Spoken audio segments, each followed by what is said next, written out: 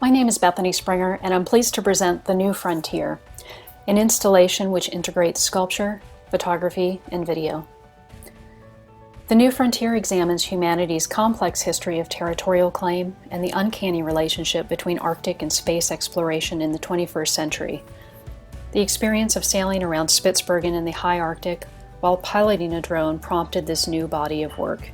The resulting installation is a fusion of personal and digital information that visually manifests the fragile link between identity and place.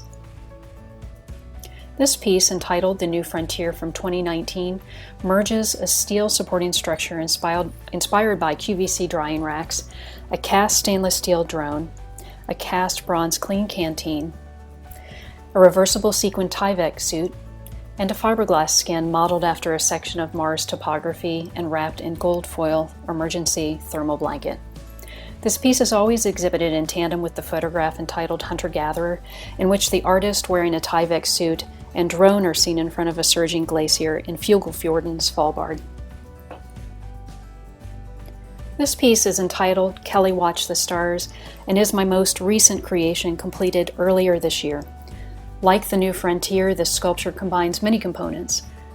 A space harpoon, constructed of ultra-high molecular weight polyethylene and tethered to a bronze rope coil, is situated on top of a polyethylene geometric platform filled with gold grout.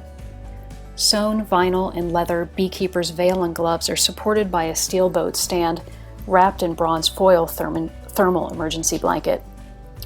150 cast plastic coral pieces supported by carbon fiber tubes were designed to mimic coral nurseries. Baltic birch plywood steps, supported by epoxy putty-coated PVC pipes, are designed to mimic pylons supporting the sinking city of Venice, Italy. A headlamp illuminates the interior of the space harpoon.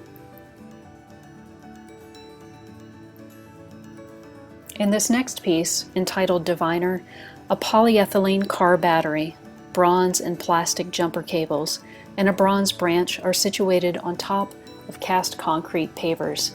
This piece references the practice of dowsing, also known as divining, the practice of seeking water or other liquids aided only by a pointing device. Details of these and more pieces may be seen through my website, bethanyspringer.com.